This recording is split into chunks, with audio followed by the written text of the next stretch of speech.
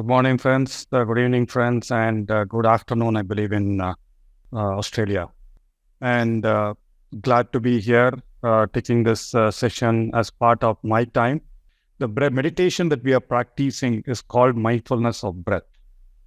So, what does mindfulness mean? Mindfulness means being aware of whatever happens as we breathe. So, the Anapanasati meditation that we are practicing is mindfulness of in and out. So, Ana is in breath, Pana means out breath, and Sati means being one with or being mindful of the breath. So, that is how the definition of Anapanasati that Gautam Buddha gave goes. So, and we all know this is how we breathe. I mean, we'll talk a little bit more about breath. You'll probably hear some things that you probably didn't know or were aware of or didn't lay much importance to. But once we start realizing that, once you understand what is that, you'll probably start emphasizing on being more mindful of that. So this is our normal breath cycle. I know most of you are aware, but some may not. So we do the inhale, in breath, then there is out breath. In breath, out breath. It keeps on continuing. There's nothing that you need to do. And you don't influence the breath, right? So it continues to happen right from the first breath that we have till the last breath that we have in this earthly world. But there are several aspects to it that I'll cover later. But for the meditation purpose, all you need to be aware of your in breath. There is an out breath, and there is a pause in between. The pause may not be apparent. You may not be feeling the pause initially, but as you continue deeper into meditation, as you become a lot more mindful, you'll start feeling the pause as well. And the pause also extends, as I say, once you get into that empty mind. So what happens as you breathe? There are three things that we want to be mindful of as we breathe. So as we breathe, the breath keeps on changing, right? There is variations in the breath cycle. As I showed you in the earlier picture, sometimes your in breath is long, sometimes your out breath is long. Sometimes you breathe into your left nostril, sometimes you breathe into your right nostril, and it's never the same. That itself teaches one of the aspects that we'll cover later. So breathing, there are a lot of variations of breath cycle. So you can be mindful of that, right? Mindful in the sense, not analysis, just observation, just observing what happens in and out, right? And then there are lot of body movements that happen as you sit in meditation, right? You might feel hot, you might feel cold, you might feel sweaty, or you might feel the noise of the fan, right? So you might feel some sensations in your body. You might feel some itching in your body, right? Generally, I mean, even it could be a mosquito buzzing around. It could be just a breeze that comes from the window or from your fan or your AC. So all those, and then you probably will be moving, right? There'll be some movements. After a while, your legs start aching and probably your hands start feeling tingly.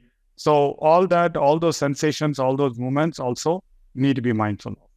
The third one, obviously, the biggest one is there is a huge amount of chatter in our mind, right? So there are thoughts. I'm sure a lot of people who did meditation for the first time yesterday would have been wrestling with thought. Would have been, for example, if there was a half an hour, 30-minute meditation yesterday, maybe 20 minutes, 25 minutes, you would have been thinking, oh my God, what did I get into? When will this get over? How long should I sign up for? Right? Or maybe the thoughts about the day, right? I need to do this. I need to have this for food, breakfast, whatever, right? Or I need to go on, when I go to work, I need to do this. A lot of thoughts keep coming. That's what we call as mind wandering. Right? Zen masters call that as monkey mind, right? It keeps on jumping from one thought to another thought to another thought. So again, the instruction here is when we are mindful, even those are another form of energy distractions, you need to just observe them. We don't fight any of these. We don't try to alter the breath. We don't try to control our movements or sensations or saying, no, that is wrong, that is bad. Oh my God, why am I feeling cold, right? And again, we don't control the thought. We don't avoid. We don't say, I'm going to avoid the thoughts. Right? There's nothing like avoiding the thoughts. What we do is we relax. During meditation, we completely relax. So the breath The breathing varies. We don't really worry about it. So it continues to happen, goes in, goes out by its own way. Sensations happen. Again, we just allow the sensations to come in, allow the sensations to go. And then similarly, thoughts happen. So we just observe the thoughts. Thoughts come in, thoughts go. That is fine. Whatever thought, you don't need to worry about it. So allow the thoughts, allow the sensations, allow the breath to be normal as it is. And the last one is do not get hooked onto it, right? So there is a thought that comes, do not go deep into analysis. There is a sensation that comes, maybe pain in your legs. Don't keep thinking about, oh my God, this pain in my leg. I don't know what happened when I stand up. I don't know, this pain has been there for a long time. So many people are able to meditate. I'm not able to meditate. So don't get into the analysis mode. Similarly, breath. Oh my God, the meditation, guided meditation says, observe your breath, right? I'm not able to find my breath. So that is one common complaint a lot of people have. Or maybe I'm not breathing right. So do not get attached or go deep into any of these experiences. Allow the experiences to happen as they go. All you need to do is sit still, silent, and just observe the game that's happening as you breathe in your body and in your mind. All right. And then we will talk about what happens, breath, why breath has been chosen as the tool or aid for meditation in anapanasati. All right. So in the given time that we have, so usually during longer workshops and longer retreats, we cover a lot more about breath and anapanasati. So I just want to cover a few things that some of us who've been living in urban cities have missed knowing. So I'm going to cover the physical aspects of breath and the spiritual scientific aspects of breath. Physical aspects of breath, as all of you must have heard or learned in your biology class. I'm sure there are quite a few doctors also listening. So the physical act of breath is we breathe in through your nose. Our body is made in such a way that the air automatically goes through our windpipe here, goes into our lungs, right? And in the lungs, there's an exchange of oxygen and carbon dioxide with the tissue. The lungs has very small globules called areoles, which exchange the oxygen and carbon dioxide with the blood cells, and the blood gets clarified. The oxygen gets carried to the blood cells in different parts of your body, and that is why we are energized.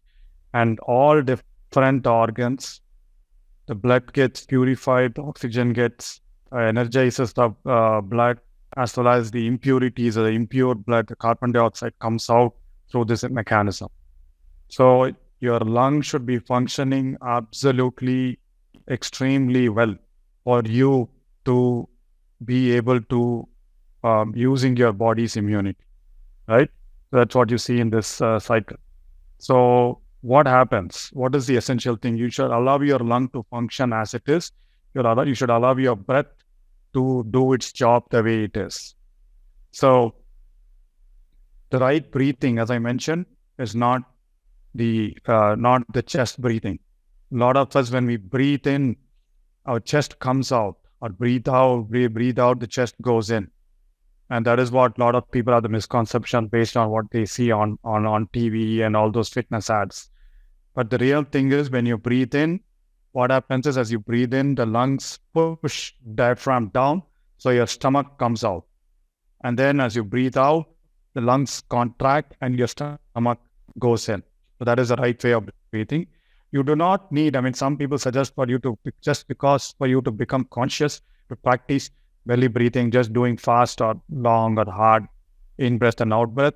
But as you observe, as you go along your day, as you sit in meditation, all you do is just observe 1 or 2 times. As you inhale, your tummy coming out.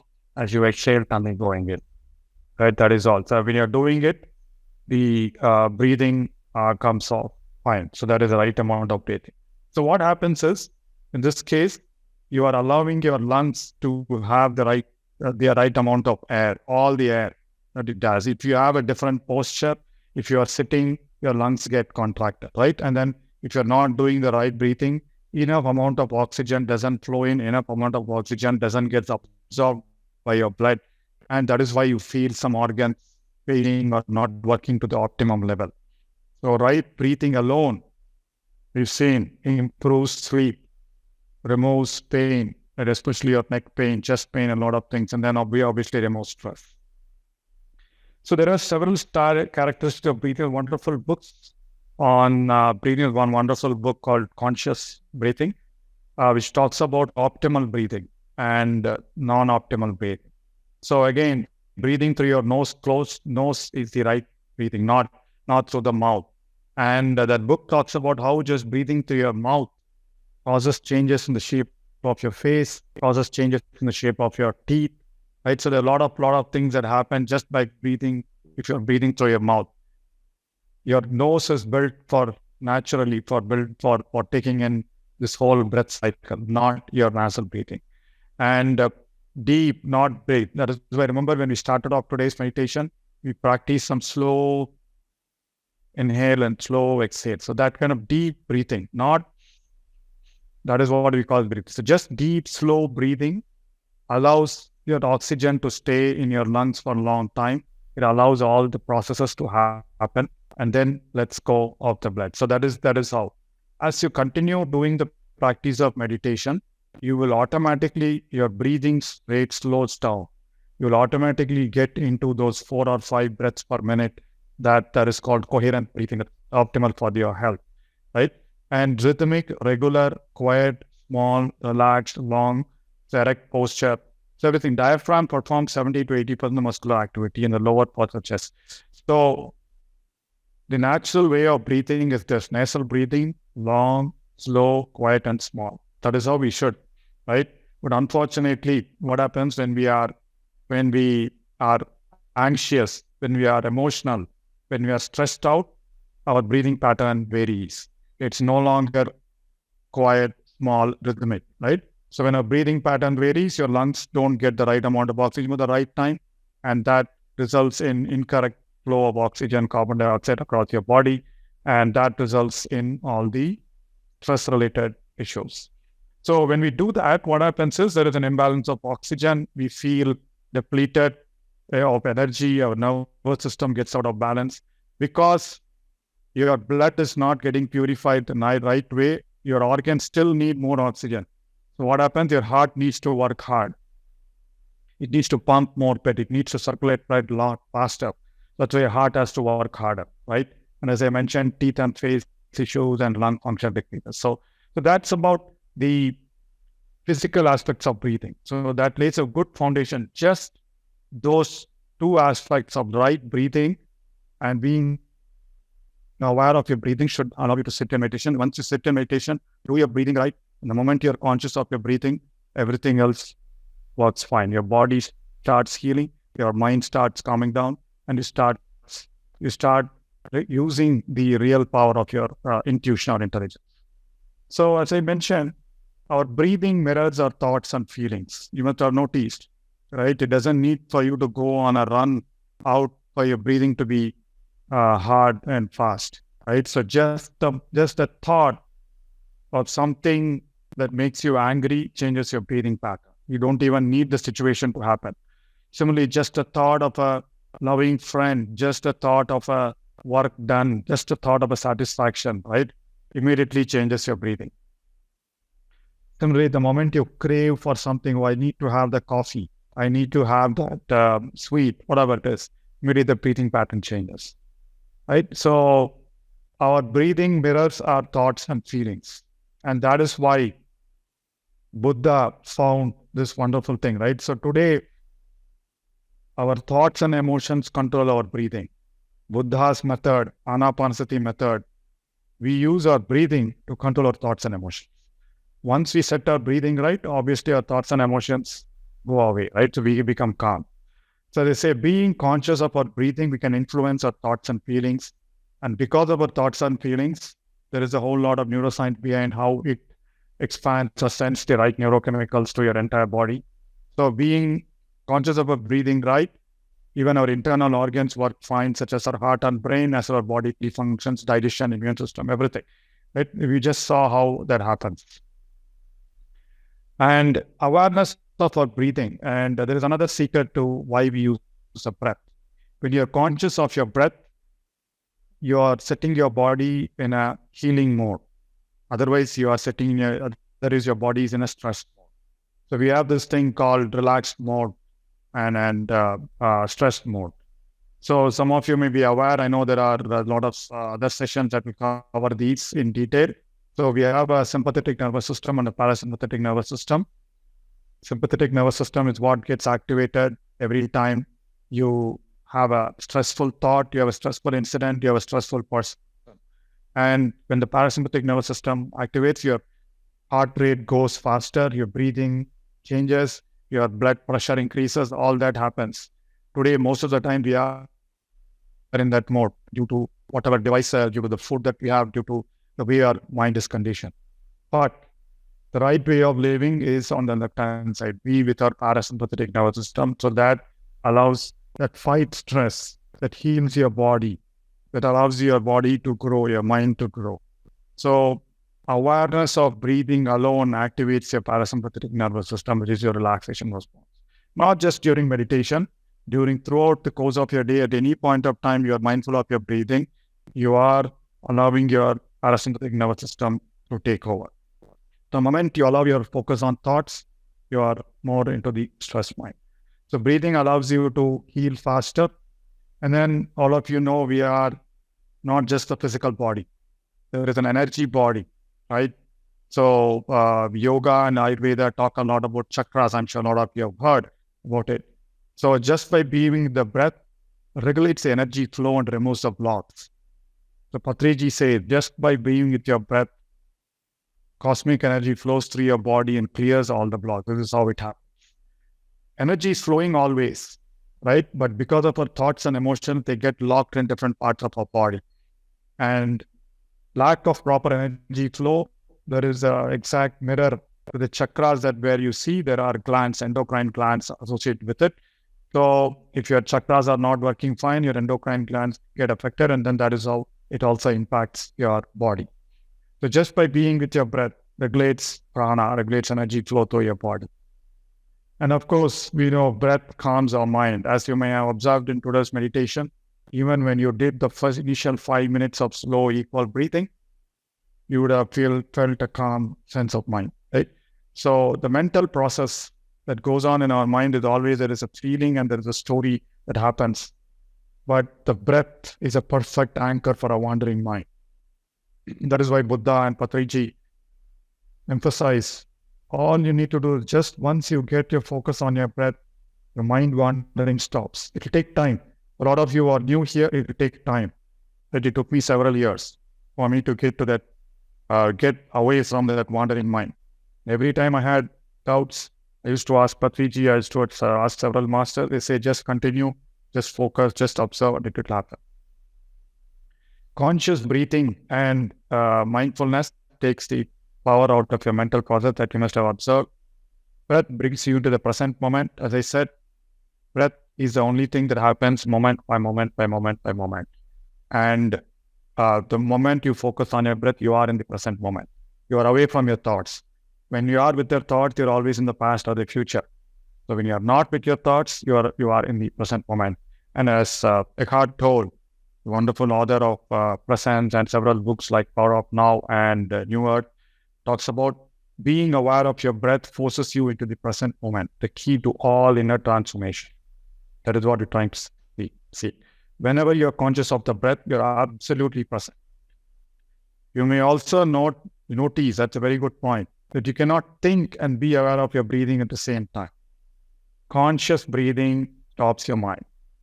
Another wonderful reason why breath, right? So when you are with your breath, your mind stops. When your mind stops, you are with your real intelligence that all of us have. Otherwise, we are with the programmed stuff always going here and there.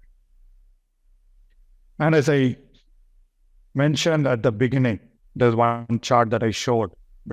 Your breath cycle is never the same, right? Breathing sometimes your in breath is longer, sometimes your out breath is longer, sometimes you breathe in through your left nostril, sometimes you breathe in through your right nostril. As you breathe in, the sensations in your body are different from breath to breath. You cannot compare. 2 breaths ago, I had a sensation here, but now my sensation is different. 3 breaths ago, I inhaled through my left Now I'm not inhaling through my left. It all depends at different. So one of the important things that breath teaches us is impermanence. No two breaths are the same. Similarly, no two situations, no two moments, no two people, no two times in your life are the same. As they say, this too shall pass, right? So things are never impermanent. That is one of the biggest teaching and insights of Gautam Buddha. Suffering is not permanent. It all depends on how you attach to it, right? Pain is not permanent. Happiness is not permanent, right? So it's all about accepting the cycle of impermanence. So breathe and you dwell in the here and now. Breath and you see impermanence in your life. Right? So just by observing the breath, being with the breath teaches you that impermanence. No two things are the same. Right? And then I'd like to sum up what our beloved Patriji has mentioned. So we've just covered several of these aspects. Breathing represents your inner state. Breath influences your nervous system. Right breathing brings your heart and brain coherence. Breathing heals through consciousness. And we talked about the energy flows. Helps you change your psychological state and guides you through discipline and intention. And Patriji always says, breath is your guru. When you're awake to every breath, you are awake to life. So all we need to do is in this wonderful method, practice of Anapanasati meditation. There are no mantras. There are no visualizations. There is nothing that you need to go deep and absorb. All Patriji and Buddha and all the great masters tell us to just observe your breath. It's simple, but it's not easy. And that is why a regular practice of observing your breath is needed. As we continue to what we are doing, this meditation, 30, 40 minutes is just the practice at the gym, right? But then, or the net practice as I call. So it prepares ourselves for us to get back into the game of life when we go beyond, when we wake up from our sitting in meditation, we have real life to deal with. There are those pressures. You see people who you don't like, who you have to interact with situations that you don't like. But then being aware of your breath teaches you this is impermanent, right? And then you are always conscious of things. You're always being in the present moment, acting through your intelligence, acting through your intuition, which is the key goal of all teaching. All right. So I hope, my dear friends, that the thing about breath, there's a lot more that there are a lot of books that teach you about breath.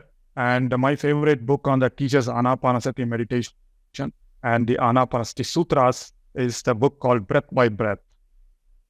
So that talks a lot about what I spoke about today as well. So with that, my dear friends, we come to the end of the talk. I guess, Shibu, we can move to the Q&A, right? So a lot of people come into meditation, they meditate for a few days, and then they drop off, seeing that as a pattern, right? Is there something which you can suggest, any tips so that they can continue their practice? So there's several reasons I think people drop off, right? The only thing that we need to be, bothered or worried about is people who really want to continue their practice of meditation, but are unable to do because of thoughts or whatever, right? So for them, we do a lot of techniques. For example, in Breath by Breath, we do a structured way of meditation, right? And then we can always have tips. I mean, people can facilitate. For example, they can talk to any of you. I'm getting too many thoughts, and then you can give them the tips. A lot of tips Buddhist texts talk about in terms of counting, labeling, and several other things, right? So that is something that we need to address, because for a lot of us, the simple instruction, just sit and observe your breath, doesn't work, right? So they need a little bit more, and probably the right guidance of books is important. And then there is a different class of people who are not ready for it, right? Either ready to put their will into daily practice of meditation, right? So that is something, because two things, right? If you are pressured, the same thing with physical exercise, right? So all of us need to have that will to go and do it. And that is why this program, like this 21 day, 33 days, the idea is that they continue to practice at some point, they'll start feeling the benefits of it, right? And then they will not let go, right? Whereas in between, if they leave, then it's a problem. So the will needs to come from the individual. The only thing that we can help is where they genuinely want to continue, but they have problems. That is the place that they can reach out to any of us and get started, right? Again, it is, and then The other thing you notice is a lot of people who then know the recipe, this is how they need to do, right? And then they drop off for different reasons. At some point later in their life, right, because of a health issue, because of a stress issue, right, especially now, thanks to the COVID era and the internet and Zoom classes, there is a lot more awareness of why and what is meditation. So then immediately people come back, oh, I'll learn this meditation, then they start. So it is a gift of a lifetime or instruction of a lifetime. It's up to the person when the person wants to. There is a question from the chat. Is breath and prana the same? Breath and prana. Breath powers prana. Prana is basically the energy. You can't see the energy, but you can feel the energy, right? So, for example, your as they say, there are the 72,000 nadis going around it. Your breath activates the prana in the body. That is why you feel a sensation going in. For example, as you get into the depths of meditation, you'll feel these sensations going all across your body. It doesn't mean the breath is going there. Breath is more the physical aspect. Prana is more the spiritual aspect or the energy aspect of the breath. So that is how I'd want to see. And both are coincident, right? When there is breath activates prana, right? So when there is breath, there is prana. Once the breath leaves, once you stop breathing physically, that means your prana has left the body. So both are parallel, synonymous, but breath is not prana, but prana is what makes us, energized, makes us live fully, but breath activates that. Yeah, so there is another question from Ravichandra, how to overcome laziness? Good question. It's a double-edged sword. If you intend to overcome laziness and sit through wonderful practice of meditation over time, you will start stopping feeling lazy. Just like the way you stop feeling cravey, laziness is it's more an inertia, right? Once you activate your body, and Ayurvedic also they talk about Rajas, Tamas, and Sattva, right? So the more of tamas, more of inertia. It could be because of food, could be because of thoughts, could be because of lack of purpose, lack of meaning, right? As you get into meditation, your food gets regulated, your thoughts get silenced, and you start feeling a sense of joy, sense of meaning. So that allows you not to become lazy, right? But the first step, the first discipline of this thing, it needs to come from your will. You need to be able to do something, right? There is no silver bullet. There is no tablet that you can swallow to overcome laziness. It's up to your mind. So you'll have to decide not to be lazy. You have to decide about doing something. That's what it is. So, and once you get into the practice of meditation, all the emotions, all the unhelpful emotions automatically got it. The key thing is getting into a regular practice. In fact, regular practice of anything, regular practice of physical exercise or regular practice of this mental exercise that we call meditation. Another question is, I was not able to trace my breath cycle. I could only feel it at the tip of the nose. Wonderful. So that's good enough for day one, right? So as long as you're feeling somewhere, that is good enough. As you continue to expand your awareness, continue to be with your breath, you'll start feeling your breath, right? So the good thing is you're able to feel here. A lot of people don't get to do that. You're able to freeze here, feel your breath here, feel your breath in your nose. And over time, as your mind starts silencing, you'll start feeling your breath all through your body. You'll start tracing your breath. Then you'll start feeling sensation due to your breath, due to your prana movement, right? So the good thing, so nothing to worry. So on day one, it's a wonderful thing. As you continue to do the same thing, you'll start feeling it. Another question is, any diet suggestions for mental health along with meditation? Our philosophy or whatever we got to learn is as you continue to do your practice of meditation, you will automatically know or feel the right things that help you in your diet, right? So whether it is vegetarian, non-vegetarian, whether it is the right amount of vegetarian food or sattvic food. So we always encourage, we practice and we follow. Sattvic food is freshly prepared vegetarian food, right? So sometimes vegetarian food can be prepared 2 days ago and then put in the freezer and eat it, even though they don't have the right amount of prana that will help you. So fresh prepared sattvic food is what is recommended.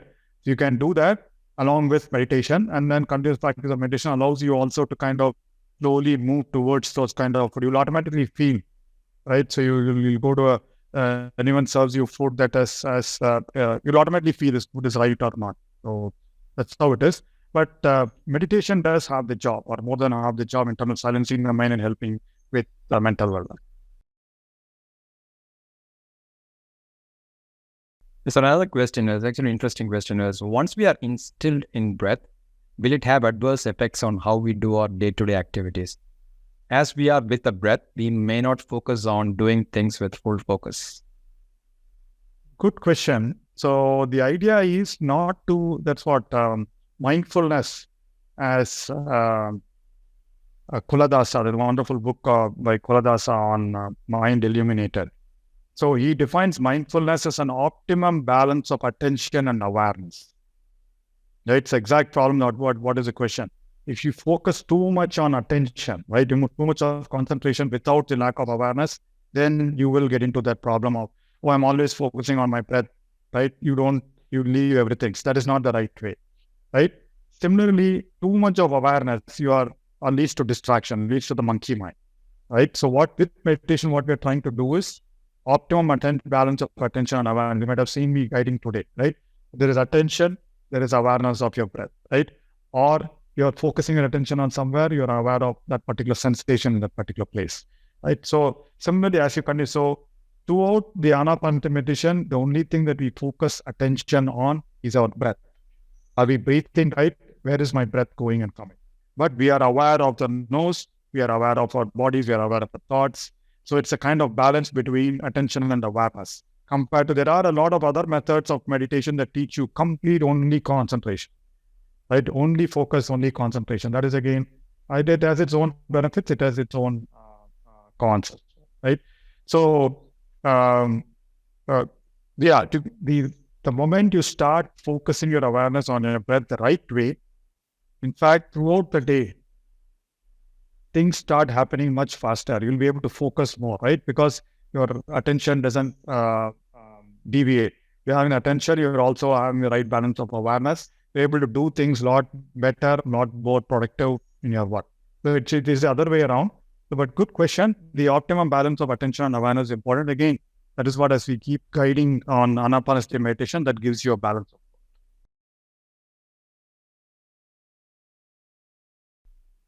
And so another question is, while meditating, feeling sleepy and tears coming from eyes, am I going in the right way? This is being asked by Kumari. Yeah, so these are all normal experiences that happen as you begin the practice of meditation. Nothing to worry. Please continue your practice. I think yesterday probably some of the experiences of meditation that I've covered. So there's a lot of, as I said, there's a lot of physical and physiological effects that happen just by your breathing right?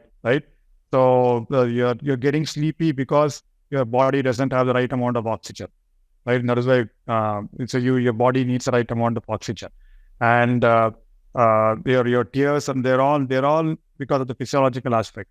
So as you continue to breathe right, be aware of your body, your mind calms down, you're putting your body into healing mode, all kinds of healing happens because of all those physical experiences happen.